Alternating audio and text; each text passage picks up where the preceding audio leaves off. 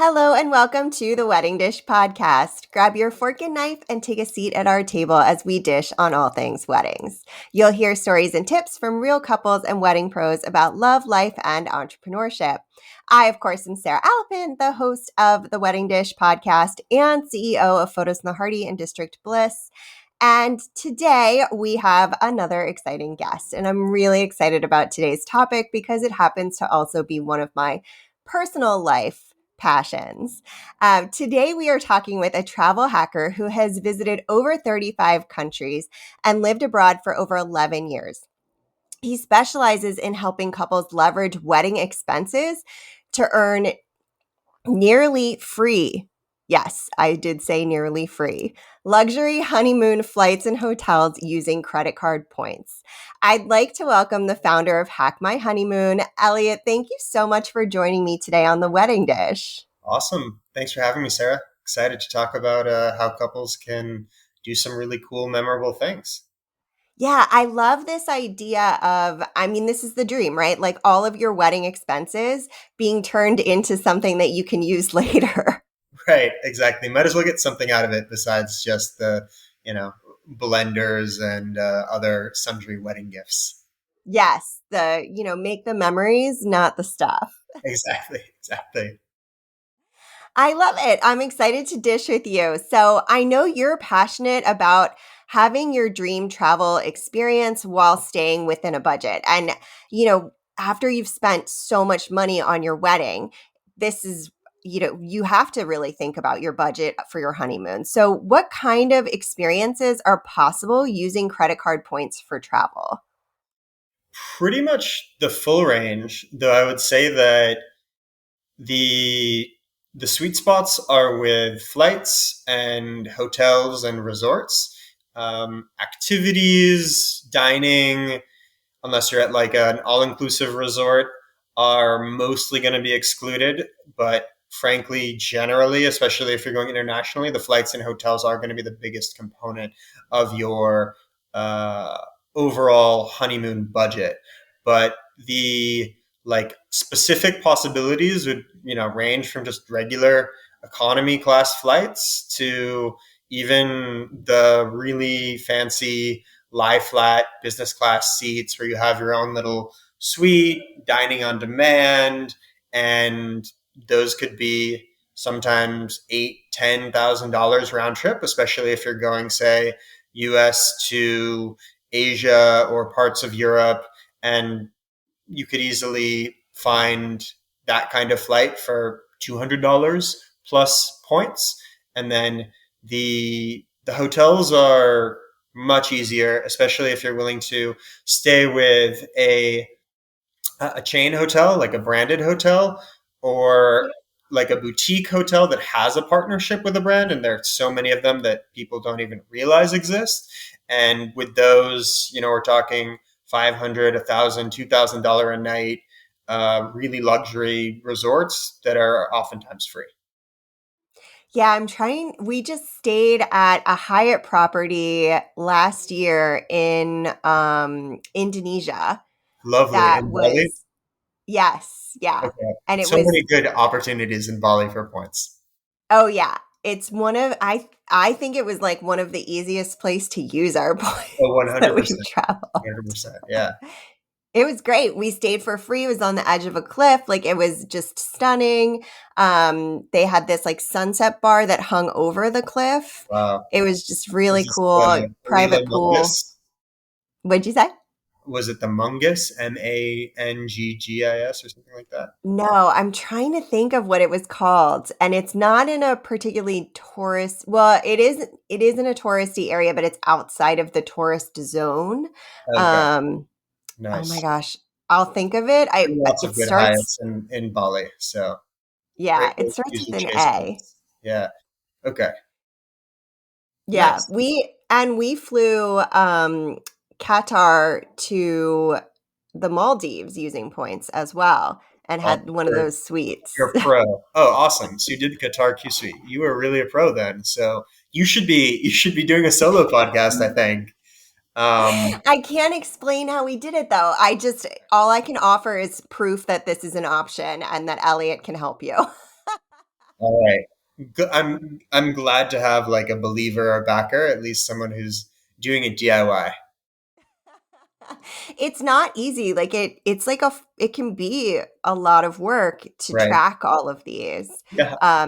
So there, um, so it can be difficult, but the reward is high. So, True. Yeah. It can be difficult. I would say it doesn't have to be difficult.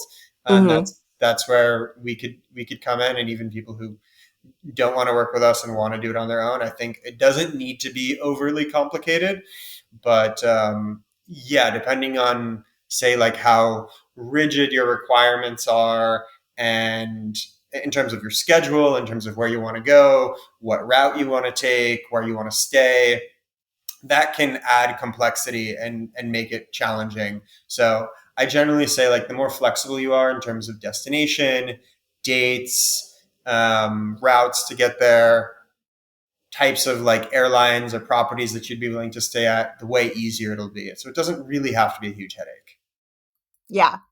And this is why I love that we're having this conversation because I think you really have a lot of like really great information about it.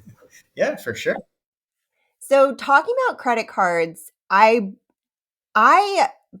the one thing that I have get asked a lot about this when we do it is does opening and closing credit cards ruin or change your credit score? And I know I believe you're supposed to keep your oldest credit card open because it's your longest line of credit. So don't close that credit card. But outside of that, does it actually impact your credit score?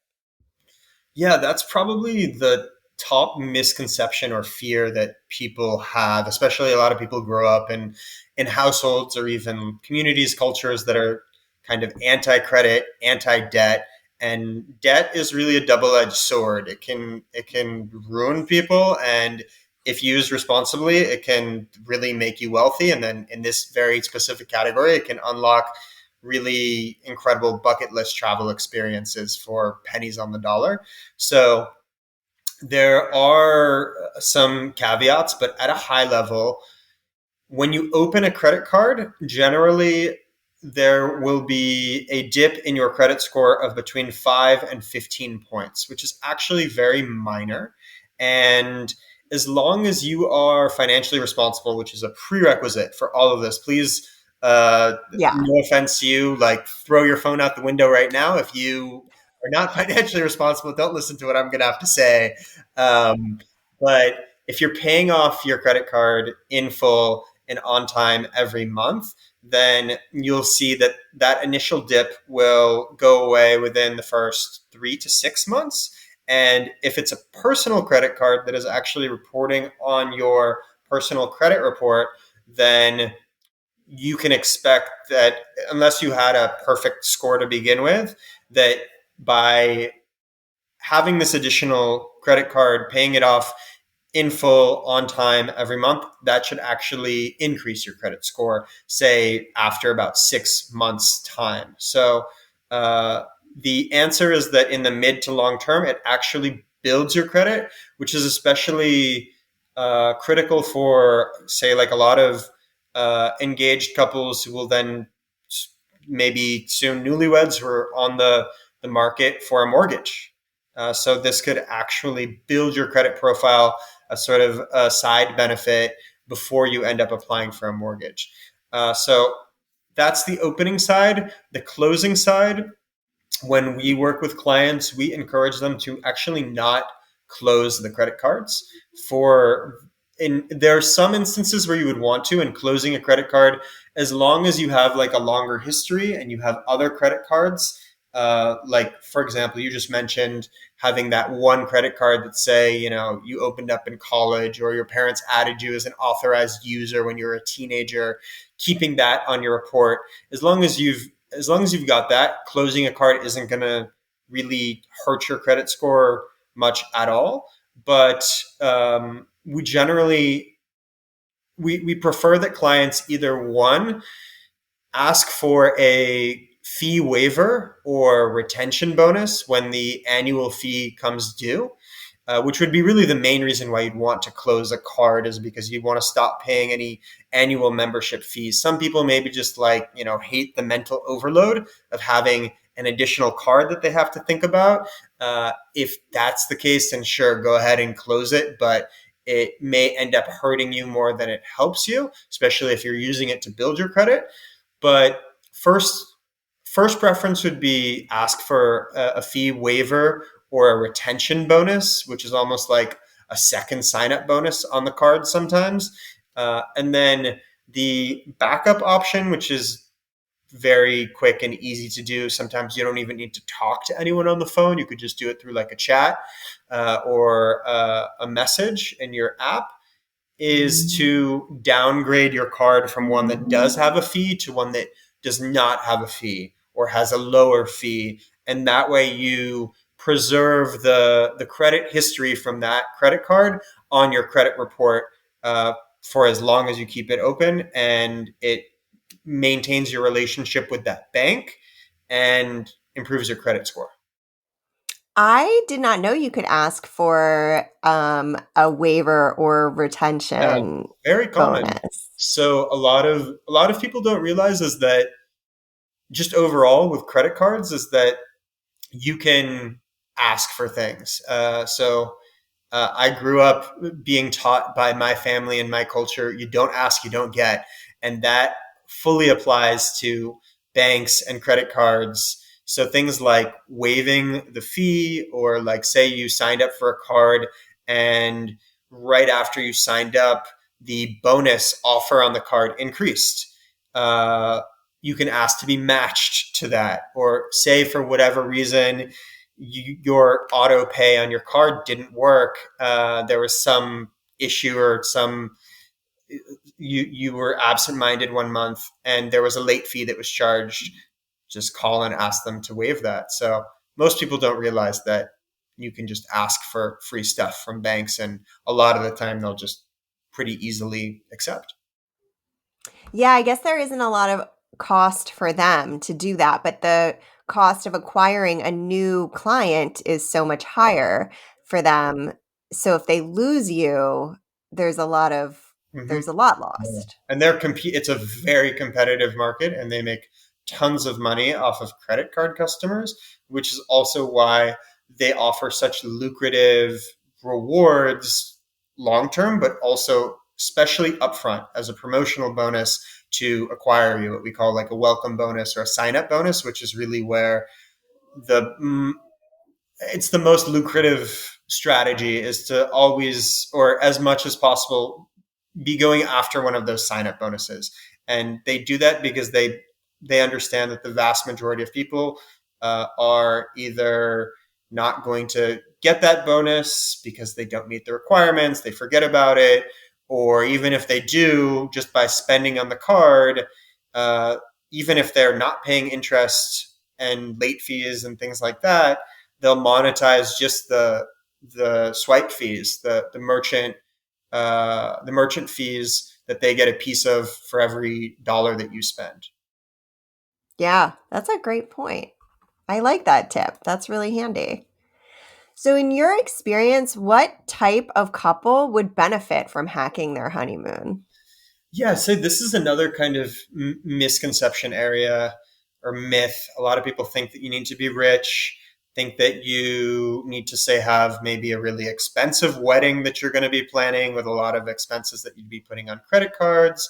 And they also think that you need like a perfect credit score to begin with. So I'd say pretty much most middle class couples, let's say, like at a household level, since when either person in the couple is applying for a new credit card, uh, you are generally allowed to count your partner's income as long as it's accessible to you and your income number on that application.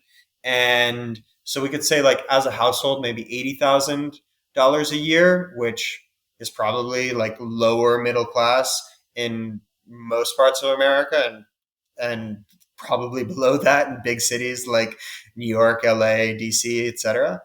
So you don't have to be rich. And then in terms of credit score, that as long as you're, say, like 700 and above, 675 and above, and you are financially responsible. Maybe you weren't in the past, but now you're not going to be spending more on a card just because it's a credit card and it's like funny money, and you're going to be paying off your bill on time and in full each month.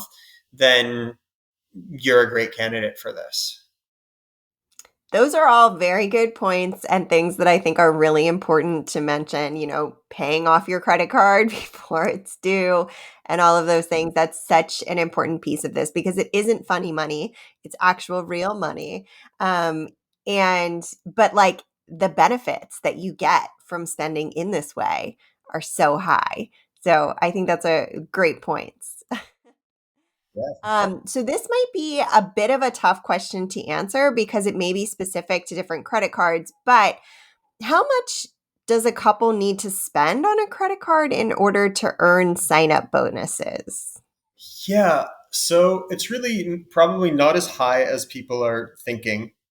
The more that they're willing to spend, or not say willing, but they would be spending otherwise. And I'm definitely not encouraging people to spend more money just because they have credit cards to meet the requirements to get the bonuses or earn points. But usually most personal credit cards, so not business credit cards, uh, are in the range of $3,000 to $5,000 over a 3 to 6 month period in order to earn the welcome bonus, this big sign up offer bonus, which is where you're going to get the most value, most bang for your buck, and return on whatever spending you're doing, whether it's for a wedding or just your everyday living expenses. And if you are willing to if you have a small business, and having a small business does not mean having a business entity like an LLC or a C corp. You can just be a sole proprietorship, meaning you don't have any like special documentation, no like separate tax filings or compliance or anything like that. But you say maybe you do some freelancing work, or maybe you sell old stuff on Facebook Marketplace. So that would count as a business from the bank's perspective. You don't even have to have made any money yet.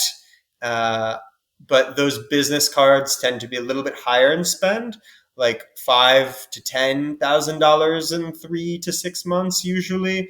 And those can also be extremely lucrative if you're willing to go down that route as well. Yeah, so if you are a contractor like a 1099, Mm-hmm. that would qualify in that bucket.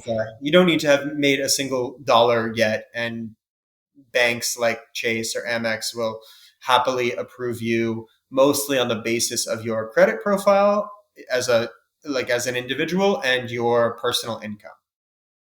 Interesting. Okay. So, when would you recommend thinking about opening these credit cards based Yes. on the wedding planning timeline? So I would imagine that most couples who are, say, investing a few $1,000s into their wedding budget would have a particular schedule of payments that they need to make to their vendors, whether they are venues or photographers, florists, whatnot. So you want to time, assuming that that's going to be significant spending for you, and you can take advantage of that, then you want to time your card opening with those expenses, and making sure that those expenses fall within the, say, 3 to 6 month period you normally have to spend on a new card to earn the bonus. But I would encourage everyone, say, as soon as they're engaged and know that they want to plan a wedding, to start thinking about this, because especially if you're looking to get as much of a free luxury honeymoon as possible, the more time you have to accrue points, the better. And especially if you want to do some really like aspirational things, like you just mentioned, flying Qatar Q suite with the like sliding doors and your own little cabin where you can pull down a divider and join your seats together into a bed and sleep with your partner on the plane. If you want to do stuff like that, then oftentimes it means planning like 11 months in advance of the flight, because airlines will open their award booking or points booking calendars like 11 to 12 months in advance of when the flight actually happens. So generally, the longer you have to prepare, the better. And, even if you don't have a long time, I'd say that this sort of like socialized belief that you have your wedding and then you immediately jet off on your honeymoon, that's kind of antiquated, and there's no real need for that. So if you're further along in the process and you still want to do this, then if you can wait, just delay the honeymoon. So I'm that's seeing a lot of couples delay the honeymoon now because you also like you may want to travel on shoulder season, which is another way of saving money. sure. Which is, I mean, that's a huge way. Like you'll get more rewards, bonuses, availability in my experience on shoulder season. 100%. Um, yeah, that's how we were able to fly Qatar.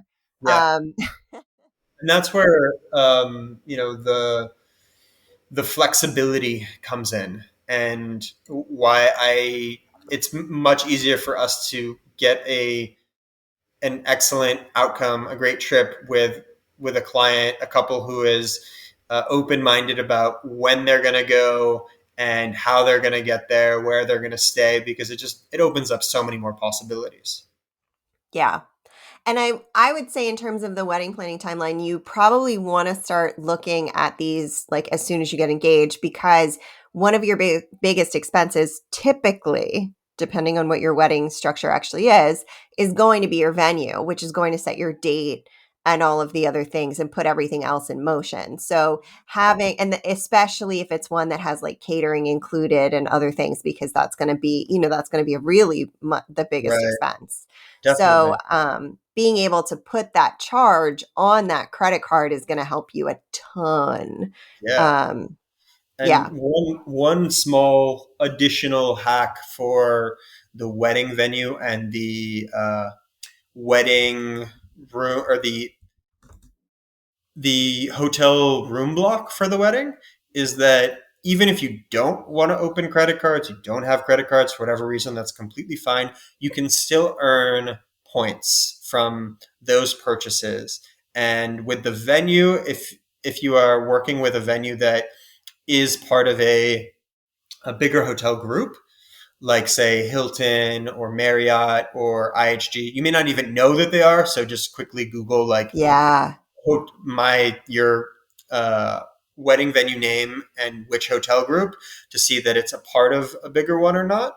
Then a lot of them have uh, programs or offers where, based on how much you're spending on the venue, they will credit you points for that purchase.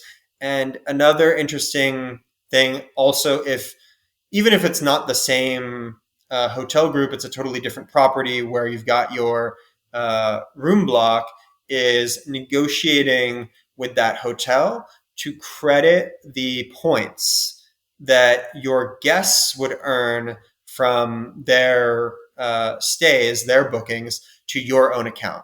Because probably a lot of your guests are not going to be frequent travelers. If they get like 5,000 Marriott points, they're not going to do anything with that. They won't even, first of all, they probably won't even create a loyalty account and won't even know that they'd be able to earn those things, and it's not that valuable. But like, if you've got 20 rooms, 30 rooms, and instead of your guests earning those points that they're probably not going to use, you're able to get them, then awesome. And even better, double bonus would be like if you open a hotel credit card for that particular room block hotel or your venue, that gives you like instant status, like loyalty elite status, platinum status, diamond status, something like that. Then you can multiply your earnings by so many times more just from those transactions. that's great. That's great information. So, this may have seemed a little bit overwhelming to all of you out there, and complicated. And I'm curious, like, do you think that this is something that most couples can handle doing on their own? Or do you think they need to hire an expert to help them? I'd say it really depends on what couples are trying to do and how much time they're willing to invest to learn the basics of this themselves. So if couples have if couples are more open to something budget for a honeymoon, so flying economy and staying in like, say $100 $200 a night hotels, which depending on where you go could be a reasonably nice hotel, then yeah, I think it's quite easy to do this on your own. Learn the basics, get one or two credit cards each ideally, and you don't even necessarily have to dive into all the intricacies of different loyalty programs and the nuances of how they work, and instead just like you've got Chase points or you've got Amex points, and you can just use their travel portals to book your flights and hotels and save, easily two, three, $4,000 on like simpler honeymoon. But if you want something fancier, if you want to fly Qatar Q Suite and you want to stay in an overwater villa on a Maldives private island, that was what I did for my honeymoon, by the way. Then probably don't want to invest the time, especially if you're like busy, stressed out with your wedding planning over and above the just regular stresses of life. Uh, it's probably better to work with an expert. Yeah. I it does there is definitely a learning curve, I think. And planning a wedding can be so overwhelming that I could totally see that being something, and know yourself. Like, if you are not a detail oriented person, then this might be like where you bring in an expert to help you. It's kind of like a wedding planner. Like, why try to take it on by yourself? If Absolutely. you like, if you're just not detail oriented like that. Let's outsource the headache of that to someone Yeah. who's good at it. Yeah, and I think that's important for all things weddings. Like, think about where your skill set lies and Mhm. where you really struggle. And if you can outsource the things that you struggle with, then that's the best place to start thinking that through for your wedding. Right. Yeah. Absolutely. Well, Elliot, thank you so much for joining me on the wedding dish today. Where can our listeners find you on Instagram and on at your website? So Instagram is just my personal Instagram. That's at Rosenberg. So Rosenberg. And our website is hackmyhoneymoon.com.